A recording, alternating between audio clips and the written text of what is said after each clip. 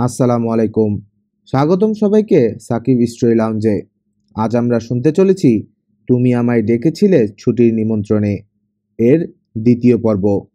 পূর্বের পর্বে আমরা পেয়েছিলাম একটি চেনা অথচ অচেনা আমন্ত্রণের ইঙ্গিত, আর সেই আহ্বানে সাড়া দিয়ে এক নতুন জগতের দরজা খুলেছিল। আজকের পর্বে সেই সম্পর্কের টানাপোড়েন, চরিত্রদের মনে জমে থাকা আবেগ আর পুরনো স্মৃতির ছায়া আরও স্পষ্টভাবে উঠে আসবে। আপনি যদি প্রথম পর্ব না শুনে থাকেন, তাহলে উপরে আই বাটন বা ডেসক্রিপশনে দেওয়া লিঙ্কে গিয়ে শুনে নিতে পারেন। আর হ্যাঁ, গল্প ভালো লাগলে চ্যানেল সাবস্ক্রাইব করে পাশে থাকুন। চলুন তবে শুরু করা যাক আজকের পর্ব। শ্রাবণী বোনকে জড়িয়ে ধরল। এখন মনে হচ্ছে বোনের সঙ্গে ঘুমোতে পেরে সে আনন্দিত। নবনী আদুরে গলায় বলল, তুই দিন দিন এত অদ্ভুত হচ্ছিস কেন রে? শ্রাবণী জবাব দিল না। লেপের ভেতর মাথা ঢুকিয়ে নিয়ে খিলখিল করে হাসল। নবনী বলল, এত হাসছিস কেন? তুমি আমার সঙ্গে ঘুমুচ্ছ, আমার ভালো লাগছে, তাই হাসছি। একটু আগে তো উল্টো কথা বললি, আমাকে তোর ঘরে আসতেই দিতে চাসনি। শ্রাবণী আরও ভালোভাবে বোনকে জড়িয়ে ধরল। নবনী বলল, হাত ছাড়, দম বন্ধ হয়ে আসছে। হোক দম বন্ধ, হাত ছাড়বো না। তুমি গল্প বলো, গল্প শুনবো। রাত দিন গল্পের বই পড়িস তুই, আর গল্প বলবো আমি? এটা কেমন কথা? বরং তুই তোর পড়া বই থেকে একটা কিছু বল, আমি শুনি। হুম, তুমি বলবে, আমি শুনবো। আমি কি বলবো? যা ইচ্ছে বলো। এখানে এসে তোমার কেমন লাগছে সেইটা না হয় বলো। তুমি যে একা একা ঘুরে বেড়াও, কোথায় কোথায় গেলে, কি দেখলে? নবনী হাই তুলতে তুলতে বলল, গাছপালা ছাড়া এখানে আর কি আছে? গাছপালা দেখেছি, একটা বিশাল বটগাছ দেখলাম, ঝুড়ি নেমে একাকার, নিচটা বাঁধানো। তোকে নিয়ে একদিন না হয় যাব, ওই বটগাছের বাঁধানো জায়গাটায় বসে জ্যোৎস্না দেখব। খুব নাকি সুন্দর? কে বলেছে খুব সুন্দর? এখানকার এক কলেজের এক অধ্যাপক, মমিনুদ্দিন নাকি যেন নাম। তার সঙ্গে দেখা হলো কোথায়? নবনী গল্পটা বলল, বেশ গুছিয়েই বলল। বলতে গিয়ে লক্ষ্য করলো গল্পটা বলতে তার ভালো লাগছে। শ্রাবণী শুনছেও খুব আগ্রহ করে। গল্প শেষ হবার পর শ্রাবণী বলল, তুমি কি অধ্যাপক ভদ্রলোককে খুব কঠিন করে ধমক দিলে? মোটামুটি কঠিনভাবেই দিলাম। ভদ্রলোক কি বললেন? কিছু বলেনি, দাঁড়িয়েছিল চুপচাপ।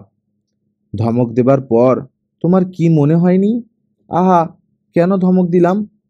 না, মনে হয়নি। ধমক তার প্রাপ্য ছিল। কি করে সে তার সঙ্গে জ্যোৎস্না দেখার জন্যে এমন একটা নির্জন জায়গায় যেতে বলে? আমি কিন্তু ভদ্রলোকের কোনো দোষ দেখছি না। দোষ দেখছিস না কেন? শ্রাবণী উঠে বসে হাত বাড়িয়ে টেবিল ল্যাম্প জ্বালালো। মুখ না দেখে কথা বলতে তার ভালো লাগছে না। নবনী বিরক্ত গলায় বলল, বাতি জ্বালিয়েছিস কেন?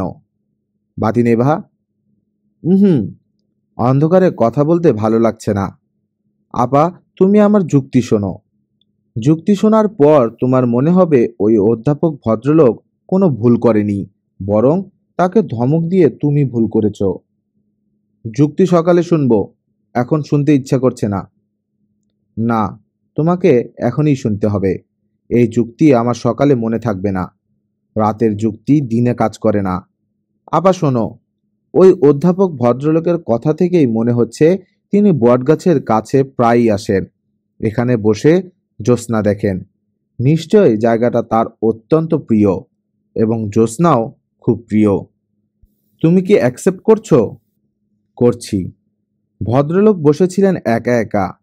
তিনি স্বপ্নেও ভাবেননি তুমি সেখানে উপস্থিত হবে। তিনি হঠাৎ তোমাকে দেখলেন। নির্জন জায়গা, অদ্ভুত পরিবেশ। সেখানে ঠিক স্বপ্নদৃশ্যের মতো অসম্ভব রূপবতী এক তরুণী উপস্থিত হলো। সাধারণ পরিবেশেই তোমাকে দেখলে লোকজন চমকে যায়। অস্বাভাবিক পরিবেশে তোমাকে দেখে ভদ্রলোক হতভম্ব হয়ে গেলেন। তার মধ্যে এক ধরনের ঘোর সৃষ্টি হলো। তার কাছে এটা বাস্তব দৃশ্য না, এটা হয়ে গেল স্বপ্ন দৃশ্য। তুমি হয়ে গেলে স্বপ্নের একটি মেয়ে। স্বপ্নে যা ইচ্ছে করে তাই বলা যায়। ভদ্রলোক তাই করলেন। তোমাকে নিমন্ত্রণ করলেন জ্যোৎস্না দেখার জন্যে। ব্যাপারটা তোমার কাছে অস্বাভাবিক লাগলেও তার কাছে মোটেই অস্বাভাবিক লাগলো না। কারণ তুমি তো বাস্তবের মেয়ে না, তুমি ছিলে কল্পনার একটি মেয়ে। চুপ কর গাধা, আমি হলাম কল্পনার মেয়ে। সে খুব ভালো করেই জানে আমি কে। আমি ডাকবাংলোয় আছি, আমার নাম পর্যন্ত জানে। জানলেও তুমি তার কাছে বাস্তবের কোনো চরিত্র না। বাস্তবের চরিত্ররা তোমার মতো সুন্দর হয় না। বাস্তবের চরিত্ররা এত সুন্দর করে সেজে একা একা বটগাছের কাছে যায় না, বটগাছের সঙ্গে গল্প করে না। যথেষ্ট হয়েছে, বাতি নিভিয়ে ঘুমোতে আয়। শ্রাবণী বাতি নিভিয়ে শুয়ে পড়ল। হালকা গলায় বলল, তোমার জায়গায় আমি হলে কি করতাম জানো আপা? জানি। বলো তো কি করতাম? তুই বলতি, চলুন যাই, আপনার জ্যোৎস্না দেখে আসি। তারপর বসে থাকতি লোকটার সঙ্গে, আমরা পুলিশ নিয়ে তোকে খুঁজে বের করে আনতাম। শ্রাবণী হাসতে হাসতে বলল, কিছুটা হয়েছে, পুরোপুরি হয়নি। আমি ঠিকই বলতাম চলুন যাই। বটগাছটার কাছে গিয়ে বলতাম, আপনি গিয়ে বসুন, আমি আসছি। ভদ্রলোক বসতেন আর আমি নিঃশব্দে পালিয়ে চলে আসতাম। ভদ্রলোক আর আমাকে খুঁজে পেতেন না। তাতে লাভ কি হতো? ভদ্রলোকের স্বপ্নটা আরও জোরালো করে দিতাম। তার কাছে সারা জীবন মনে হতো তিনি ওই রাতে সুন্দর একটা স্বপ্ন দেখেছেন। নবনী হাই তুলতে তুলতে বলল, গল্পের বই পড়া তোর পুরোপুরি বন্ধ করা উচিত। তোর মাথা এলোমেলো হয়ে গেছে, এখন ঘুমো দেখি। আচ্ছা, ঘুমোচ্ছি। নবনী অবাক হয়ে লক্ষ্য করল শ্রাবণী সত্যি সত্যি ঘুমিয়ে পড়েছে। গাঢ় গম্ভীর ঘুম। নবনীর ঘুম আসছে না, সে জেগে আছে। জানালা গলে জ্যোৎস্নার আলো ঢুকছে, সুন্দর দেখাচ্ছে। শ্রাবণীর সঙ্গে গল্প করতে ভালো লাগছিল। এখন কেমন যেন একা লাগছে। শাহেদ কি এখনো জেগে আছে? ঢাকায় সে অনেক রাত জাগত, এখানে কি জাগবে? শরীর খারাপ, শুয়ে পড়েছে নিশ্চয়ই। নবনী খাট থেকে নামলো, তার পানির পিপাসা পেয়েছে।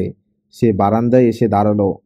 বারান্দায় খুব হাওয়া, শীত লাগছে। সে খানিকক্ষণ শীত গায়ে মাখালো। খুব সাবধানে এগুলো শাহেদের ঘরের দিকে। ঘরে বাতি জ্বলছে, সে এখনো জেগে আছে। নবনী দরজায় হাত রাখলো, দরজা ভেতর থেকে বন্ধ। সে কি ডাকবে শাহেদকে? না, থাক। নবনী খাবার ঘরের দিকে এগুলো। খাবার ঘরে বাতি জ্বলছে। জাহানারা হাতলওয়ালা একটা চেয়ারে বসে উলের কি যেন বুনছেন। তার পেছনে মিলুবুয়া দাঁড়িয়ে দাঁড়িয়ে চুল বিনি করে দিচ্ছে। নবনী বলল, মা, ঘুমোয়নি? না, ঘুম আসছে না। বসে বসে সোয়েটার বুনলে তো ঘুম আসবে না। বিছানায় শুয়ে ঘুমের চেষ্টা করতে হবে। চেষ্টা করে লাভ নেই। তুমি ঘুমোচ্ছ না ভালো কথা, মিলুবুয়াকে জাগিয়ে রেখেছ কেন? তাকে ঘুমোতে দাও। জাহানারা কিছু বললেন না, উলবুনেই যেতে লাগলেন। মিলু নবনীর দিকে তাকিয়ে ইশারায় আর কিছু না বলার জন্যে অনুরোধ করল। সুরুজ মিয়া মই নিয়ে এসেছেন। ডাকবাংলোর পেছনে মই লাগানো হয়েছে। সুরুজ মিয়া নিজেই মই বেয়ে তরতর করে উঠলেন। নিশ্চিত হলেন যে মই ঠিক আছে। মই ভেঙে পড়ে গেলে তার উপর দোষ পড়বে। শ্রাবণী বলল, থ্যাঙ্কস চেয়ারম্যান চাচা। সুরুজ মিয়া শুকনো মুখে বললেন, স্যার রাগই করবেন কি না? বাবা রাগ করবে না, আপনি শুধু শুধু ভয় পাচ্ছেন। আর কিছু লাগবে আম্মা? লাগলে বলবেন, লজ্জা করবেন না। আপনাকে যা আনতে বলা হবে আপনি তাই আনবেন? এত ক্ষমতা কি আমার আছে আম্মা? তবে চেষ্টা করব, এইটা সত্য। আসুন চেয়ারম্যান চাচা, আমার সঙ্গে চা খান। জি না আম্মা, আমি এখন যাই। স্যার ঘুম থেকে উঠলে একবার আসব, খোঁজ নিয়ে যাব। আপনার কিছু লাগবো কি না তা তো আম্মা বলেন নাই। আমি হলাম আপনার বুড়ো ছেলে, ছেলেকে বলতে দোষ নাই। আমার কিচ্ছু লাগবে না। ও আচ্ছা, একটা জিনিস লাগতেও পারে, এখনো বুঝতে পারছি না, আপনাকে পরে বলবো। সুরজ মিয়া চিন্তিত বোধ করছেন। মিনিস্টার সাহেবের ছোট মেয়েটা অন্য 10টা মেয়ের মতো না, একটু আলাদা। মাথা খারাপও হতে পারে। বড়লোকের মেয়েগুলির মাথা একটু খারাপ এমনিতেই থাকে। আর এ হলো ছোট মেয়ে, আদর পেয়েছে বেশি। এই মেয়েটার সম্পর্কে গতকাল রাতে একটা খবর পেয়ে তিনি খুবই চিন্তিত বোধ করেছেন। মিনিস্টার সাহেবকে জানাবেন কিনা বুঝতে পারছেন না, জানানো উচিত কিনা তাও বুঝতে পারছেন না। ওসি সাহেবের সঙ্গে পরামর্শ করতে গিয়েছিলেন। ওসি সাহেবও কোনো পরামর্শ দিতে পারলেন না, শুধু বললেন, চিন্তার বিষয় হয়ে গেল, লক্ষ্য রাখতে হবে। ব্যাপার তেমন কিছু না, পুলিশের সেন্ট্রি খবরটা দিয়েছে, সে মিথ্যা বলেনি। মিনিস্টারের মেয়েকে নিয়ে মিথ্যা বলার সাহস তার হবে না। সে দেখেছে মিনিস্টার সাহেবের ছোট মেয়ে রাত 3টার দিকে একটা চাদর গায়ে দিয়ে একা একা বাড়ি থেকে বের হয়ে নদীর তীর পর্যন্ত গেল, খানিকক্ষণ হাঁটল, তারপর ফিরে এলো। পুলিশের সেন্ট্রি কাছে যায়নি, দূরে দূরে থেকেছে, তবে লক্ষ্য রেখেছে। এখানে অবশ্যই ভয়ের কিছু নেই, খুবই নিরাপদ জায়গা। তবু অঘটন ঘটতে কতক্ষণ লাগে? অঘটন যে কোনো সময় ঘটতে পারে, তবে এখন আর ভয়ের কিছু নেই। সুরুজ মিয়া নদীর পাড়ে লোক রেখে দিয়েছেন, নৌকা বাঁধা আছে, নৌকায় 2জন মাঝি। তাদের কাজ হলো ডাকবাংলোর দিকে তাকিয়ে থাকা। কাউকে আসতে দেখলেই একজন নৌকায় থাকবে, অন্যজন ছুটে এসে তাকে খবর দেবে। তখন না হয় মিনিস্টার সাহেবকে খবর দেয়া যাবে। ব্যাপারটা হয়তো কিছুই না, আবার হয়তো অনেক কিছু। মইয়ের ব্যাপারটা ধরা যাক। এমন কিছু না, মই দিয়ে ছাদে ওঠার শখ বড় মানুষের ছেলেপুলেদের হবেই, কিন্তু মই দিয়ে ছাদে উঠে এই মেয়ে যদি নিচে ঝাঁপ দেয় তখন অবস্থাটা কি হবে? যে মেয়ে নিশিরাতে নদীর পাড়ে যেতে পারে সে অনেক কিছুই করতে পারে। মেয়েটার মধ্যে পাগলামি আছে, ভালো রকম পাগলামি আছে। সুরুজ মিয়ার ধারণা মেয়েটার বড় বোনের মধ্যেও আছে, সেই মেয়েও একা একা ঘুরে বেড়ায়। পাগলামি বংশগত ব্যাপার, একজনের কারোর থাকলে সবার মধ্যে খানিকটা চলে আসে। মিনিস্টার সাহেবের মধ্যে কি আছে? সুরুজ মিয়া এখনও তা ধরতে পারেননি, তবে খানিকটা আছে বলে মনে হয়। না হলে থানার ওয়্যারলেস দিয়ে কেউ খবর পাঠায় সুন্দরবনের বাঘের সংখ্যা কত? সুন্দরবনের বাঘের সংখ্যা দিয়ে কি হবে? এটা কি একটা জানার বিষয়? শ্রাবণী সুরুজ মিয়ার সঙ্গে বাগানে হাঁটছে। সুরুজ মিয়া মেয়েটির হাবভাব বোঝার চেষ্টা করছেন। মেয়েটাকে তো বেশ সহজ স্বাভাবিকই মনে হচ্ছে, ভয় পাওয়ার বোধ হয় কিছু নেই। ওই দিন রাতে নদীর ঘাটে একা একা কেন গিয়েছিল জিজ্ঞেস করে ফেলবেন নাকি? রেগে না গেলেই হলো, হাসতে হাসতে জিজ্ঞেস করতে হবে, যাতে রাখতে না পারে। আম্মা, একটা কথা বলবো? বলতে ইচ্ছে করলে অবশ্যই বলবেন। সুরজ মিয়া ইতস্তত করতে লাগলেন, বোধহয় বলাটা ঠিক হবে না। শ্রাবণী বলল, এমন কোনো কথা যা বলতে আপনার অস্বস্তি লাগছে? সুরজ মিয়া মাথা চুলকাতে চুলকাতে বললেন, ভুলও হইতে পারে, মানুষ মাত্রই ভুল হয়। বলে ফেলুন তো শুনি, এত পেঁচানোর কোনো দরকার নেই। এ মানে, ব্যাপার হয়েছে কি, পুলিশের সেন্ট্রি আমারে বলল আপনি নাকি দেখেছে রাত 3টার দিকে একা একা নদীর পাড়ে গেছেন। শ্রাবণী সহজ গলায় বলল, ঠিকই দেখেছে। আপনি এটা বলতে এত অস্বস্তি বোধ করছেন কেন? না মানে, গভীর রাত। গভীর রাত হয়েছে তো কি হয়েছে? ভরা পূর্ণিমা, ডাকবাংলোর সঙ্গে নদী, ডাকবাংলোয় পুলিশ পাহারা, কাছেই একদল আনসার, ডাকলেই ছুটে আসবে। আমি ভয় পাবো কেন? না, ভয়ের কিছু নেই। আমার অবশ্যই খানিকটা ভয় ভয় করছিল, কিন্তু এত সুন্দর লাগছিল, বালির উপর চাঁদের আলো, ভাবলাম কাছে গিয়েই দেখে আসি। আপনার ধারণা কাজটা ভুল হয়েছে? জি না আম্মা, ভুল হয় নাই, তবে স্যার শুনলে রাগ করবেন। বাবা শুনেছেন, সকালবেলায় বাবাকে বলেছি, বাবা রাগ করেনি, শুধু বলেছেন নেক্সট টাইম এমন ইচ্ছে করলে তাহলে যেন একজন সেন্ট্রি সঙ্গে করে নিয়ে যাই। সুরজ মিয়া এখন খানিকটা নিশ্চিন্ত বোধ করছেন। ব্যাপারটা যত জটিল শুরুতে মনে হয়েছিল এখন দেখা যাচ্ছে তত জটিল নয়। চেয়ারম্যান চাচা। জি আম্মা। আপনার বাড়ি এখান থেকে কত দূরে? বেশি দূরে না আম্মা, কাছেই। চলুন তাহলে আপনার বাড়ি থেকে বেরিয়ে আসি। সুরজ মিয়া হকচকিয়ে গিয়ে বললেন, শুনে খুবই আনন্দ পেয়েছি আম্মা, কিন্তু স্যারকে না জিজ্ঞেস করে আপনাকে নিতে পারবো না। স্যার অনুমতি দিলে একদিন নিয়ে যাব। বাড়ির ছেলেমেয়েরাও আপনাকে আর বড় আম্মাকে দেখতে চায়। শাহেদের ঘুম ভেঙেছে। সে জানালা দিয়ে দেখছে শ্রাবণী এবং টুপি মাথায় বুড়ো ধরনের একজন লোক বাগানে হাঁটছে। শ্রাবণী হাত নেড়ে নেড়ে খুব গল্প করছে। শাহেদের জ্বর শেষ পর্যন্ত আসেনি। শরীর ঝরঝরে লাগছে। রাতে না খেয়েই ঘুমিয়ে পড়েছিল। এখন প্রচণ্ড খিদে বোধ হচ্ছে। শাহেদ বিছানা ছেড়ে বারান্দায় এসে দাঁড়ালো। হাত উঁচিয়ে শ্রাবণীকে ইশারা করলো। শ্রাবণী এগিয়ে আসছে। তাকে রোগা রোগা লাগছে। গুড মর্নিং শাহেদ ভাই। Good morning Shrabani. এইমাত্র ঘুম থেকে উঠলেন? অনুমান করুন তো কটা বাজে? 8টা। হয়নি, বাজে মাত্র 7টা। এই ব্যাপারটা আমি লক্ষ্য করেছি। গ্রামে এলেই দেখবেন সময় স্লো হয়ে যায়, এক ধরনের টাইম ডাইলেশন হয়। আপনার কাছে মনে হচ্ছে 8টা বাজে, আসলে বাজছে 7টা। ওই বুড়ো ভদ্রলোক কে? ওনার নাম সুরজ মিয়া, চেয়ারম্যান। চেয়ারম্যান শুনলেই খুব খারাপ ধরনের চরিত্রের কথা মনে আসে। উনি মোটেই সেরকম নন, নিতান্তই ভালো মানুষ। আমার জন্যে মই এনে লাগিয়ে দিয়েছেন। কি এনে লাগিয়েছেন? মই, ছাদে ওঠার মই। আপনি তাড়াতাড়ি মুখ ধুয়ে ফেলুন, আপনার জন্যে চায়ের ব্যবস্থা করে আসি। কুয়ার পাশে বসে চা খান, দেখুন কি অদ্ভুত লাগে। কুয়ার পাড়ে বসে চা খেতে হবে? কিংবা এক কাজ করা যেতে পারে, আমরা দুজন চায়ের কাপ নিয়ে ছাদে চলে যেতে পারি। আপা ঘুম ভেঙে যখন দেখবে আপনি নেই, তখন তার মাথা খারাপ হয়ে যাবে। তোমার আপা কি এখনো ঘুমোচ্ছে? মনে হয় ঘুমোচ্ছে। ডেকে তুলবো?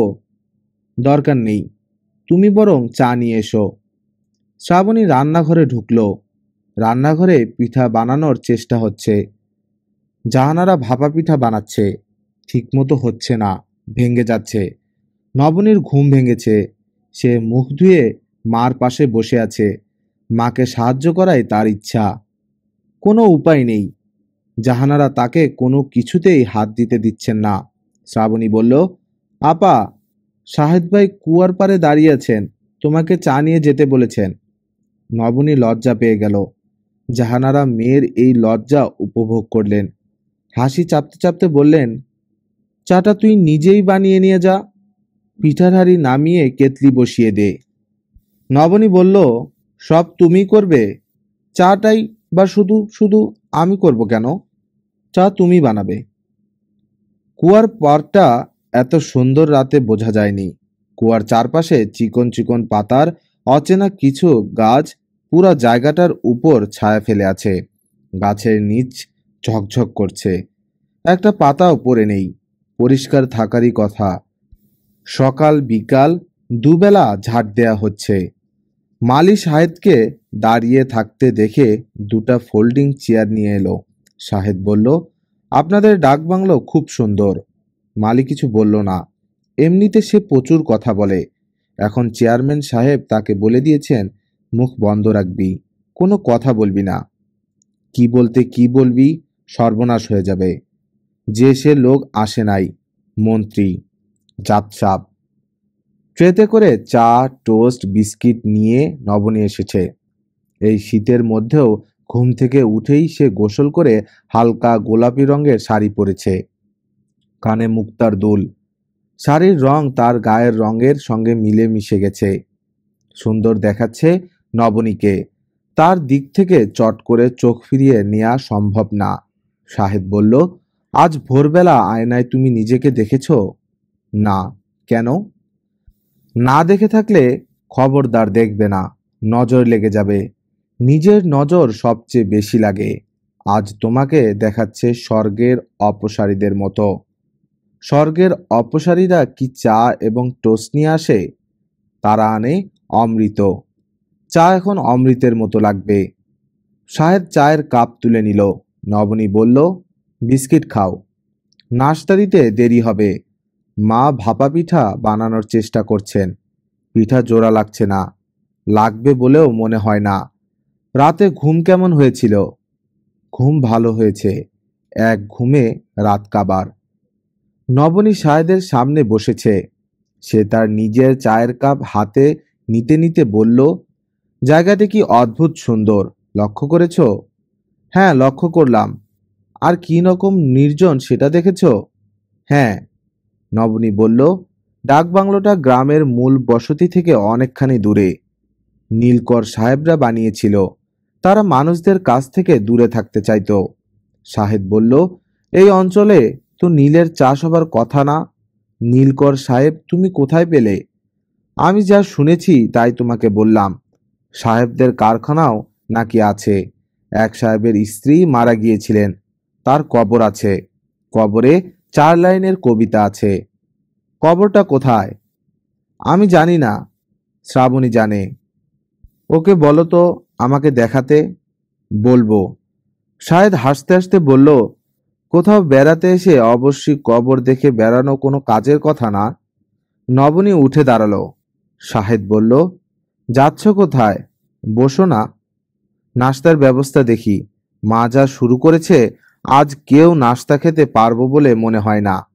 নাস্তা নিয়ে আমার কোনো মাথা ব্যথা নেই, তুমি বসো। নবনী বসল। শাহেদ বলল, সুন্দর কোনো প্রেমের কবিতা আমার মুখস্থ নেই, থাকলে এখন তোমার দিকে তাকিয়ে আবৃত্তি করতাম। তুমি এত সুন্দর কেন? নবনী চট করে মাথা ঘুরিয়ে নিল।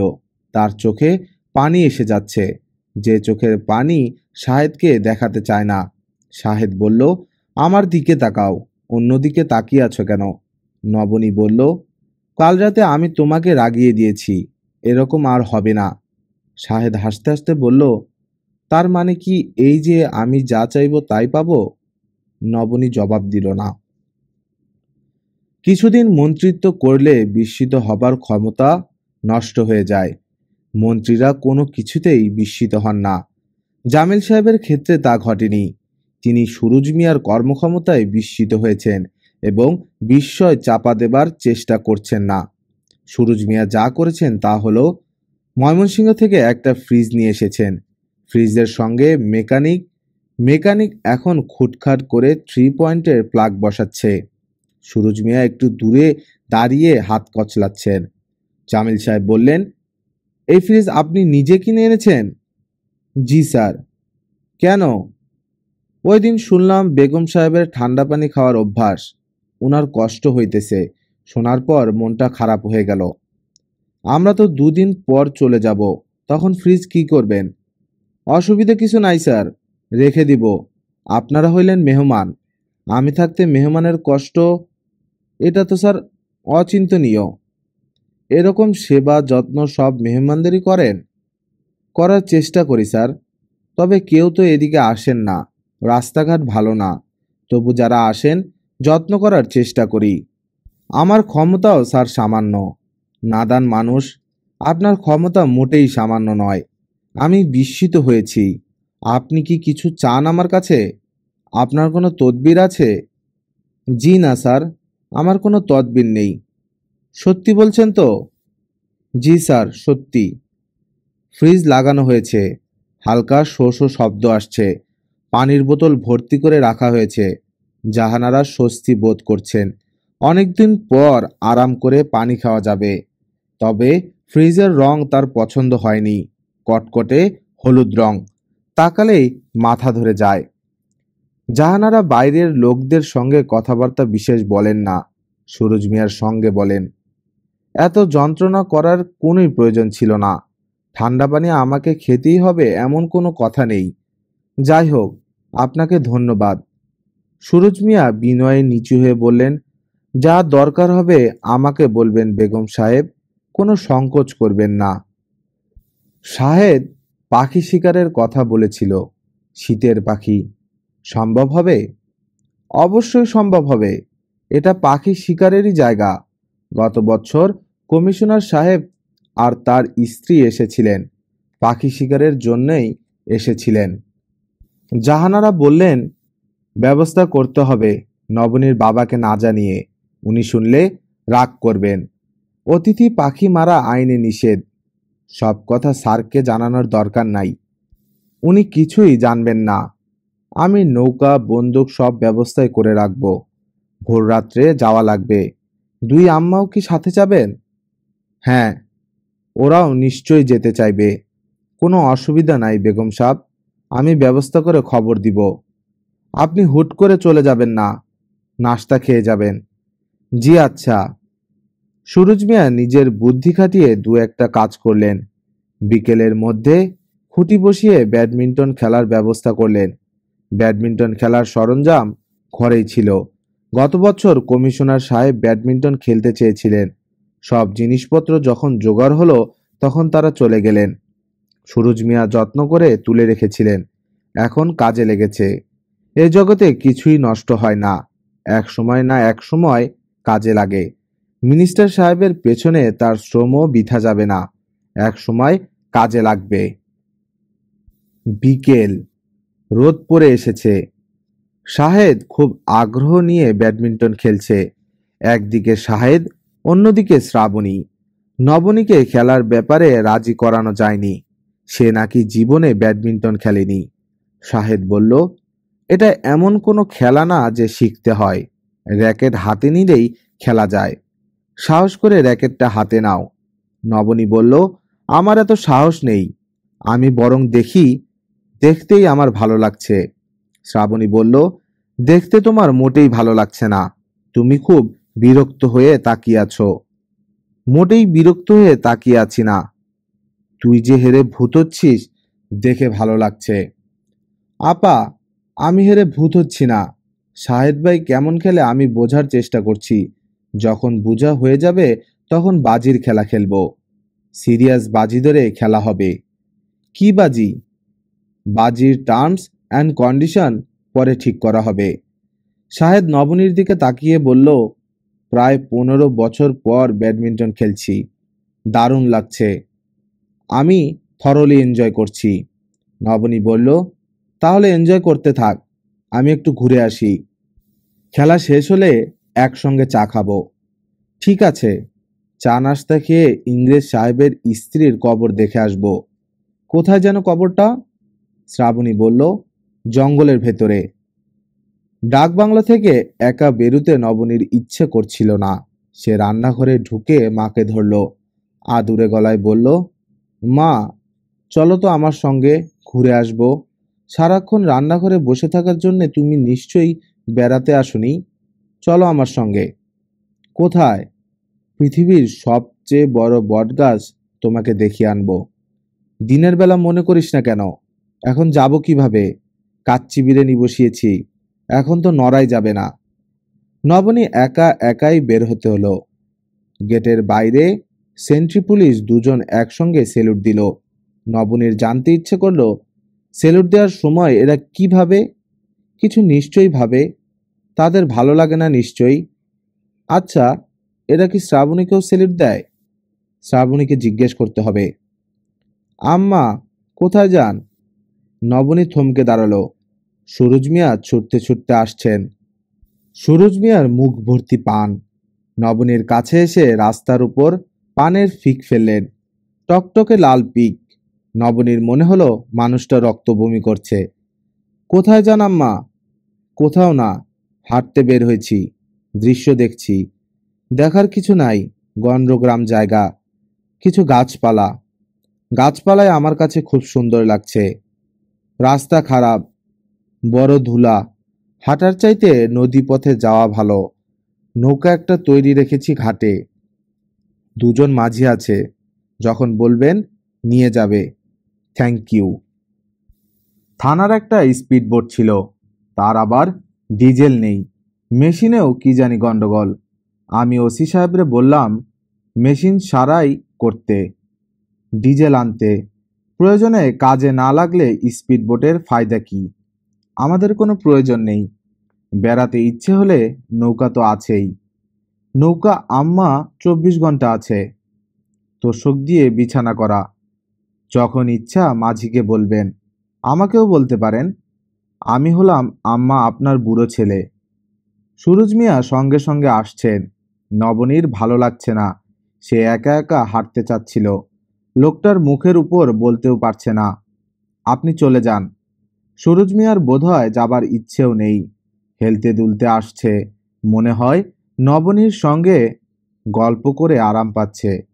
নবনী লোকটাকে কি ডাকবে ভেবে পাচ্ছে না। শ্রাবণী কত সহজভাবে চাচা ডাকে।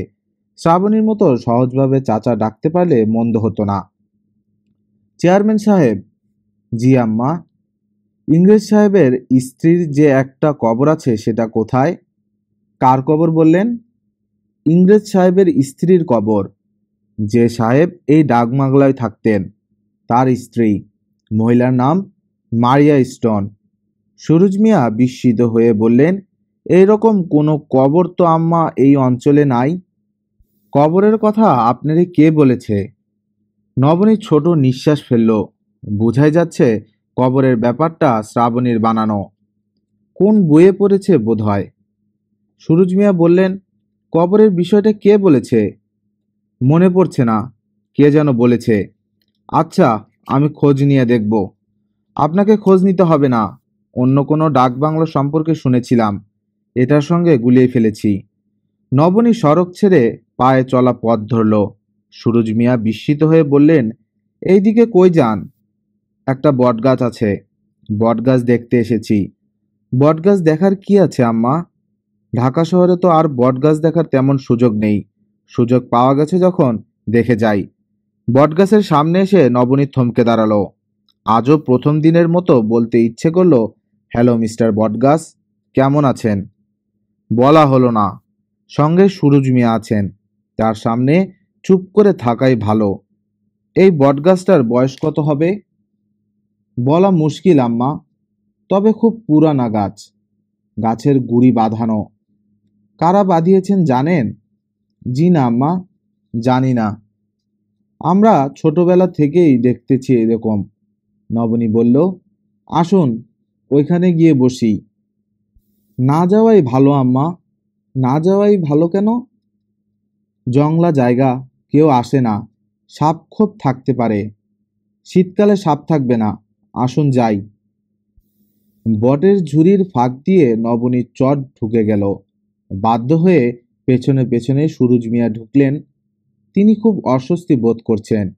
মেয়েটার সঙ্গে এসে দেখি একটা সমস্যায় পড়া গেছে। না এসেও উপায় ছিল না। একটা মেয়েকে এভাবে একা একা ছেড়ে দেয়া যায় না।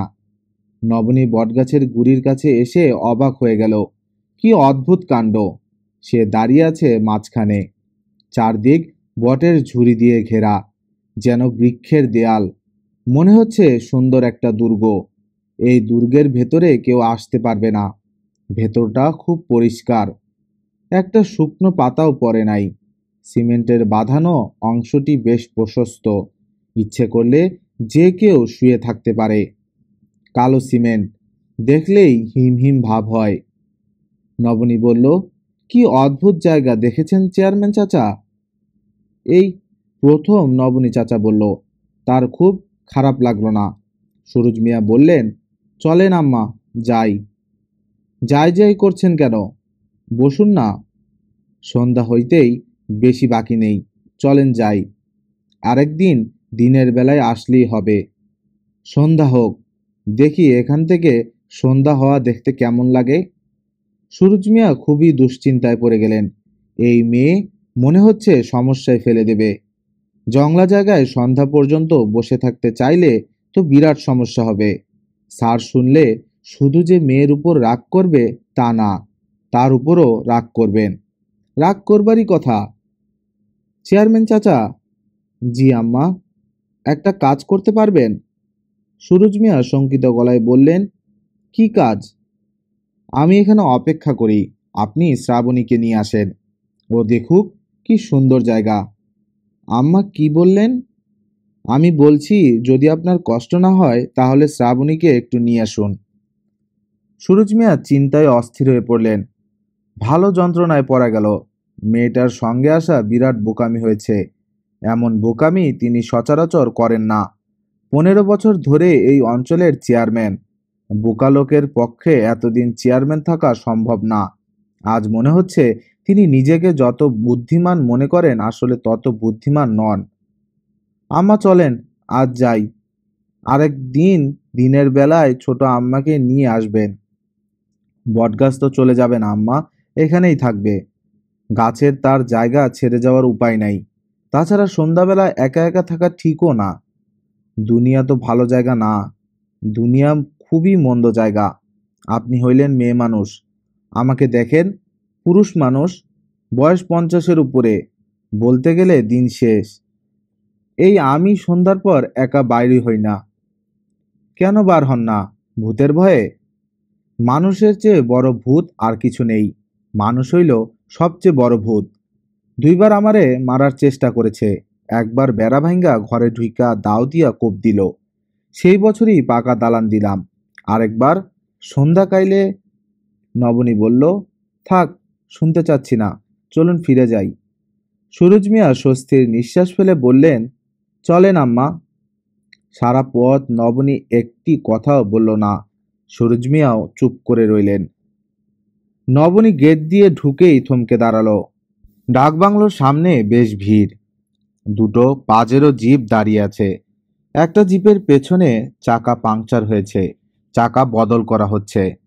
ডাকবাংলোর সামনে চেয়ার পাতা হয়েছে, চেয়ারের 2টা দল। একটা দলের সঙ্গে আছেন জামিল সাহেব, অন্য দলটির খানিকটা দূরে। নবনীর মনে হলো বেশ উৎসব উৎসব ভাব। সন্ধ্যাবেলায় এত বড় দল কোত্থেকে এসেছে কে জানে। এরা কি এখানে থাকবে? নবনী সবাইকে পাশ কাটিয়ে যাওয়াই ঠিক করলো। ডাকবাংলোর পেছনে দরজা দিয়ে ঢোকাই ভালো, কেউ দেখবে না। লাভ হলো না, সবাই তাকে দেখল, আগ্রহ এবং কৌতূহল নিয়ে তাকালো। জামিল সাহেব বললেন, ওই দেখুন আমার বড় মেয়ে, ওর নাম নবনী। নবনী সালাম আলাইকুম বলবে কি বলবে না কয়েক মুহূর্ত চিন্তা করলো, ঠিক করলো বলবে না। এত দূর থেকে সালাম আলাইকুম বলা অর্থহীন, চেঁচিয়ে বলতে হবে। এর চেয়ে মাথা নিচু করে হেসে ঘরে ঢুকে পড়াই ভালো। পেছনের দরজা দিয়ে ঢোকার সময় প্রথমেই শ্রাবণীর ঘর পড়ে। ঘরে বাতি জ্বলছে, দরজা খোলা। শ্রাবণী মোড়ায় বসে আছে।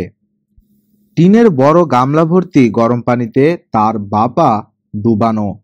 শ্রাবণীর হাতে বই, তবে গল্পের বই না, পাঠ্য বই, ফিজিক্সের বই। নবনী বলল, তোর কি হয়েছে? পা মচকে ফেলেছি শাহেদ ভাইয়ের একটা রং সার্ভিস রিটার্ন করতে গিয়ে। পা পিছলে আলুর দম। বেশি ব্যথা পেয়েছিস? সিরিয়াস ব্যথা পেয়েছি, বিকট চিৎকার। মার ধারণা পা ভেঙে ফেলেছি। সঙ্গে সঙ্গে তার বুক ধড়ফড় শুরু হলো। ইন্টারেস্টিং এক সিচুয়েশন। শাহেদ ভাই এমন মন খারাপ করলেন যেন তিনি নিজেই ব্যাডমিন্টন র্যাকেট দিয়ে বাড়ি মেরে আমার পা ভেঙেছেন। নবনী বলল, তোকে দেখে তো কিছু বোঝা মুশকিল। আসলে পা ভাঙিনি তো?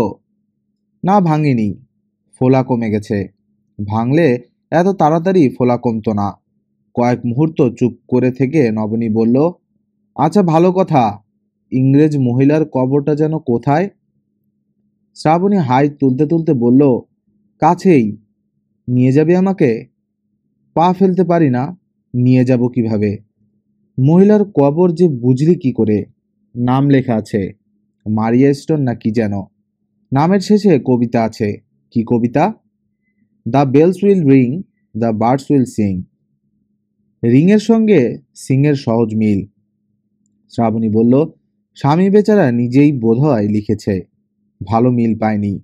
কবর নিয়ে এত কথা জিজ্ঞেস করছো কেন? এমনি। নবনী মার খুঁজে গেল। জাহানারা রান্নাঘরে ছিলেন না, বিছানায় শুয়েছিলেন। ঘর অন্ধকার। তার মাথার কাছে মিলুবুয়া দাঁড়িয়ে আছে। সন্ধ্যার পর থেকে সে সব সময় মার কাছে থাকবে। নবনী বলল, মা তুমি রান্নাঘর থেকে নির্বাসিত, ব্যাপার কি বলো তো? জাহানারা ক্লান্ত গলায় বললেন, মাথাটা হঠাৎ ঘুরে উঠল। প্রেশার বেড়েছে বোধহয়। প্রেশার মেপে দেব?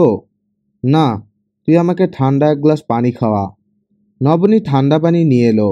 জাহানারা পানি খেয়ে আবার শুয়ে পড়লেন। নবনী বসলো মার পাশে। জাহানারা মেয়ের কোলে একটা হাত রাখলেন। নরম গলায় বললেন, এতক্ষণ শাহেদ ছিল, তুই আসার একটু আগে গেল, তোর খোঁজেই বোধহয় গিয়েছে।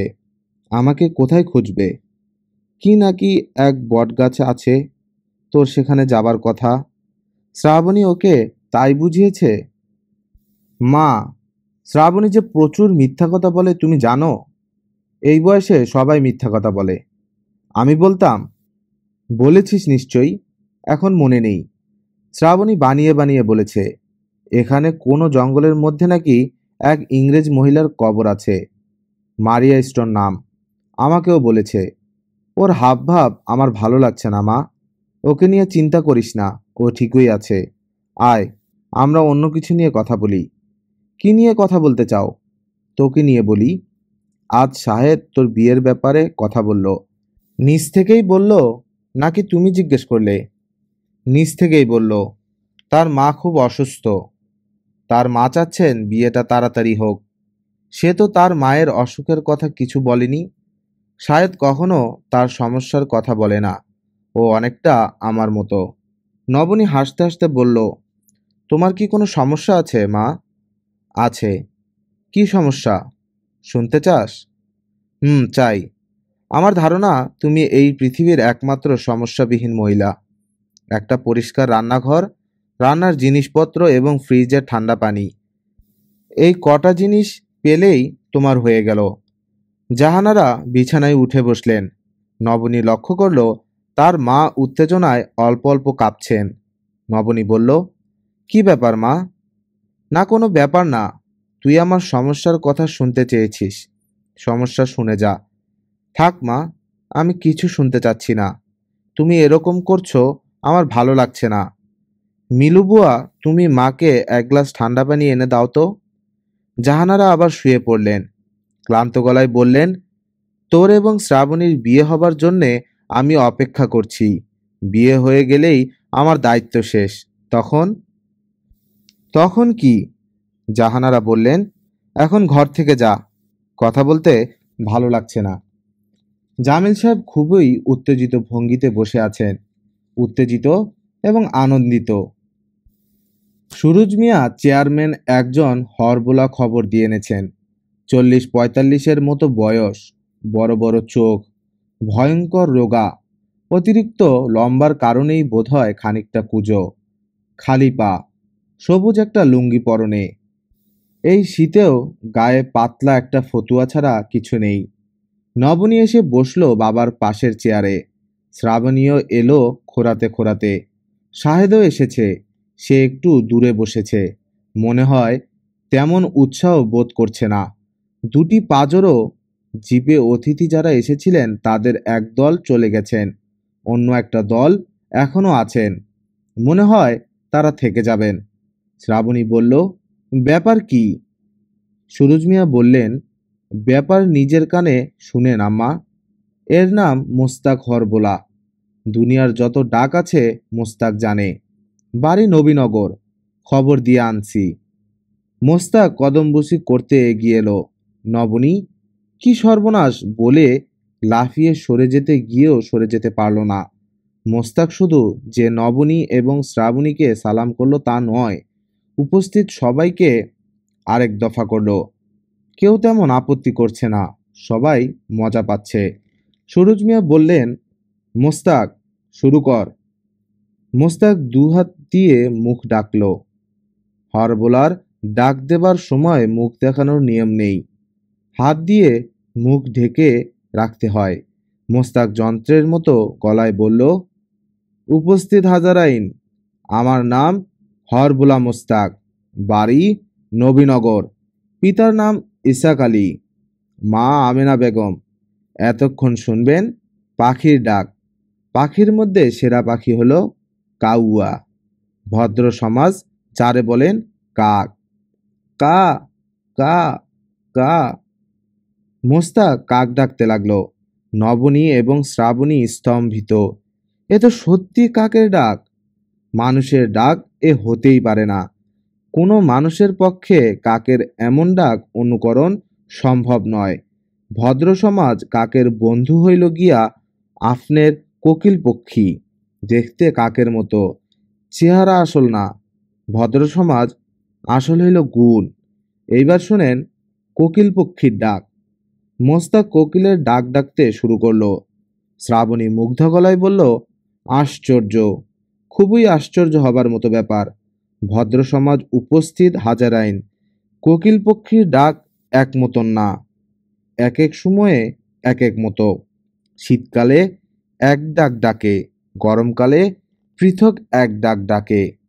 হরবোলা মোস্তাক বিভিন্ন ঋতুতে কোকিলের ডাক ডাকল। শ্রাবণী আবার বলল, আশ্চর্য, খুবই আশ্চর্য হবার মতো ব্যাপার। পাখির পর শুরু হলো পশুর ডাক, গরু, ছাগল, শেয়াল। তারপর হলো পতঙ্গের ডাক, ঝিঝি পোকা, মৌমাছি, মশা, বোলতা। জামিল সাহেব বললেন, তুমি বাঘের ডাক পারো না? জি না স্যার, বাঘের ডাক কোনোদিন শুনি নাই, শুনলে পারবো। সুরুজ মিয়া বললেন, একবার শুনলেই পারবে? বড়ই ওস্তাদ, এ স্যার মানুষের ডাকও পারে। নবনী বলল, মানুষের ডাক আবার কি? মোস্তাক আলী বলল, আছে, মানুষের ডাকও আছে। শ্রাবণী বলল, দেখি শোনান তো। আমি মানুষের ডাক শুনতে চাই, শুনলে আপনি রাগ হইবেন। শ্রাবণী বিস্মিত হয়ে বলল, কি অদ্ভুত কথা, শুনলে রাগ হব কেন? মোস্তাক সঙ্গে সঙ্গে অবিকল শ্রাবণীর মতো গলায় বলল, কি অদ্ভুত কথা শুনলে রাগ হব কেন? সবাই বিস্ময়ে দীর্ঘ সময় চুপ করে রইল। সবার আগে কথা বললেন জামিল সাহেব। তিনি হতচকিত গলায় বললেন, মানুষের ভয়েসের এমন রিপ্রোডাকশন যে হতে পারে আমার ধারণা বাইরে ছিল। অবিশ্বাস্য, আনক্যানি। আবার কদমবুসি করে টাকা নিল। কদমবুসি একজনকে করলো না, সবাইকে করলো। সুরুজ মিয়া তৃপ্ত গলায় বললেন, এর চেহারা ভালো মানুষের মতো, কিন্তু আসলে বিরাট বদ। কেউ মারা গেলে সে করে কি? রাত দুপুরে ওই বাড়িতে উপস্থিত হয়, মরা মানুষের গলায় ওই বাড়ির লোকজনদের নাম ধরে ডাকে। বাড়ির ভেতরে তখন ভয়ে কান্দাকাটি শুরু হয়ে যায়। কত মার খেয়েছে বলার নেই, একবার তো মারতে মারতে হাত ভেঙে দিল। মোস্তাক আলী মনে হচ্ছে তার মার খাওয়ার কথা শুনে খুব মজা পাচ্ছে, খিকখিক করে হাসছে। শ্রাবণী বলল, বাবা, আমি ওনার পারফরমেন্সে মুগ্ধ হয়েছি। আমি কি আমার নিজের পক্ষ থেকে ওনাকে কিছু গিফট দিতে পারি? অবশ্যই পারো। শ্রাবণী গিফট আনার জন্য উঠে গেল। নবনী লক্ষ্য করল, শ্রাবণী এখন আর খুঁড়িয়ে হাঁটছে না, ঠিক মতোই হাঁটছে। মনে হয় পায়ের ব্যথা সেরে গেছে। শ্রাবণী সঙ্গে সঙ্গেই ফিরে এলো। তার হাতে দুটা 500 টাকার নোট। সে মোস্তাক আলীর দিকে নোট দুটি এগিয়ে দিয়ে বলল, আমার এই উপহার গ্রহণ করলে আমি খুব খুশি হব। মোস্তাক চোখ বড় বড় করে সবার দিকে তাকাচ্ছে, হাত বাড়াচ্ছে না। সে পুরোপুরি হকচকিয়ে গেছে। জামিল সাহেব বললেন, ও দিচ্ছে, তুমি নিচ্ছ না কেন? নাও। মোস্তাক টাকা নিয়ে তৎক্ষণাৎ শিশুদের মতো শব্দ করে কাঁদতে শুরু করলো। সে তার দীর্ঘ জীবনে একসঙ্গে কখনো এত টাকা পায়নি। শ্রাবণী দাঁড়ালো না, নিজের ঘরে চলে গেল। সুরুজ মিয়া বিব্রত গলায় বললেন, কাঁদছিস কেন রে গাধা, কান্না বন্ধ কর। মোস্তাক আলী আরো শব্দ করে কাঁদতে লাগলো। সুরুজ মিয়া মোস্তাকের হাত ধরে তাকে বাইরে নিয়ে এলেন। শ্রাবণীর ঘরের দরজা বন্ধ। জামিল সাহেব দরজায় টোকা দিয়ে বললেন, আসবো মা? শ্রাবণী বলল, এসো বাবা। জামিল সাহেব ঘরে ঢুকলেন। মেয়ের বিছানায় পা তুলে বসলেন, তার হাতে জ্বলন্ত সিগারেট। তিনি বললেন, তোর ঘরে সিগারেট খাবার অনুমতি আছে তো? অনুমতি নেই, তবে তুমি খেতে পারো। জানালাটা ভালো করে খুলে দে, ধোঁয়া চলে যাবে। শ্রাবণী জানালা খুলে দিল। জামিল সাহেব বললেন, তোর সুন্দর বোনের বাঘের খবর চলে এসেছে, লাস্ট সেন্সাস রিপোর্ট। বাঘবাঘিনীর সংখ্যা সবই আছে, এই সঙ্গে স্পটেড ডিয়ারের সংখ্যাও আছে। এই যে কাগজটায় লেখা। থ্যাঙ্কস বাবা, মেনি থ্যাঙ্কস। জামিল সাহেব সিগারেটে একটা লম্বা টান দিয়ে বললেন, নবনীকে দেখছি না। নবনী কোথায়? শাহেদ ভাইয়ের সঙ্গে নদীর দিকে হাঁটতে গেছে। ও দেখি সারাদিন হাঁটাহাঁটির মধ্যেই আছে। তোর হাঁটতে ভালো লাগে না? না। তোর পায়ের অবস্থা কি, ব্যথা সেরেছে? হুম। শুনছিলেন গল্পের দ্বিতীয় পর্ব। ভালো লাগলে একটা লাইক দিতে ভুলবেন না, আর কমেন্টে লিখে ফেলুন গল্পটা আপনার মনে কতটা দাগ কাটলো। কাল আসছে শেষ পর্ব, যেখানে সব প্রশ্নের উত্তর মিলবে আর গল্পটি পৌঁছাবে তার অনন্য পরিণতিতে। সাকিব স্টোরি লাউঞ্জের সাথেই থাকুন। ধন্যবাদ সবাইকে। আল্লাহ হাফেজ।